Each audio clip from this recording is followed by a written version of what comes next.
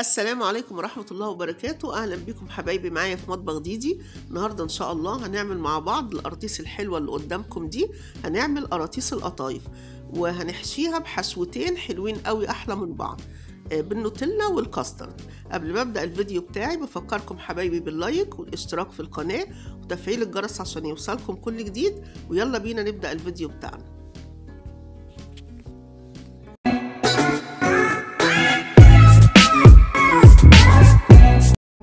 هنبدأ في الأول نعمل الشربات. هحط كوباية مية وعليها كوباية سكر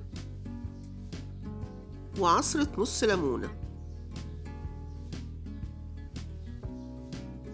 نص ليمونة اهي نعصرها،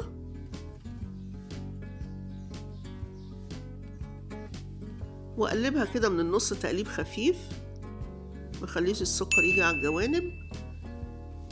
شوية كده السكر يبدأ يدوب واسيبها تغلي حوالي 5 دقايق. ومعايا القطايف الحلوة دي أنا عملتها معاكم في فيديو قبل كده، هسيب لكم لينك الفيديو في صندوق الوصف. عجينة القطايف لما بتتعمل في البيت بتفرق كتير كتير عن اللي بتشتريها من بره.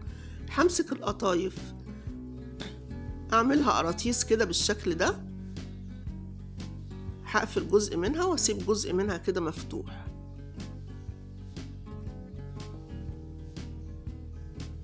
أعمل معاكم واحدة تانية. تحطي صبعك كده بتاع ايدك الشمال وايدك اليمين بتقفل.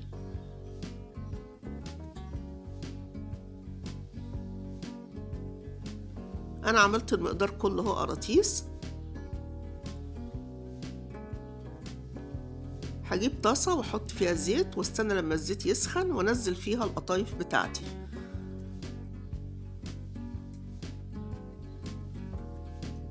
وطبعا الشربات انا مجهزاه وبرد، هطلع من التحمير واحط في الشربات على طول. اديها لون حلو كده من الجنبين. شوفي اخدت لون جميل ازاي. هنزل في الشربات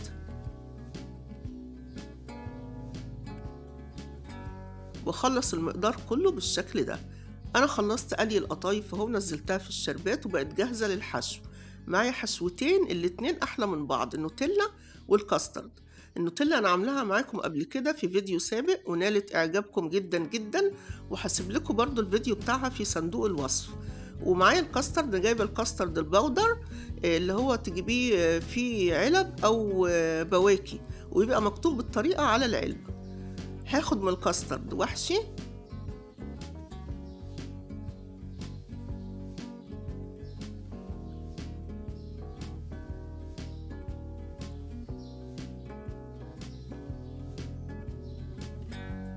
شوف شكلها جميل ازاي، وفي الطعم بقى حكاية.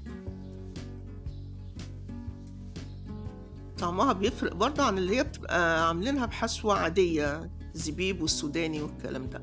وممكن ازينها بالزبيب كده، ازود برضه من طعمها الحلو ومن شكلها الجميل. هنا هحشي نوتيلا. شوف النوتيلا جميلة ازاي. دي نوتيلا بيتي وانا عاملاها معاكم.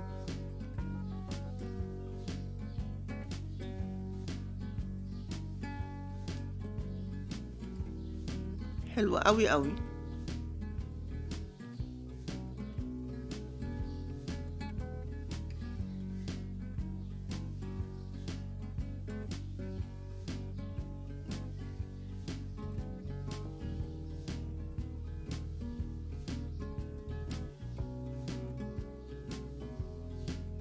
هخلص المقدار كله بالشكل ده، جزء هعمله بالكاسترد وجزء بالنوتيلا.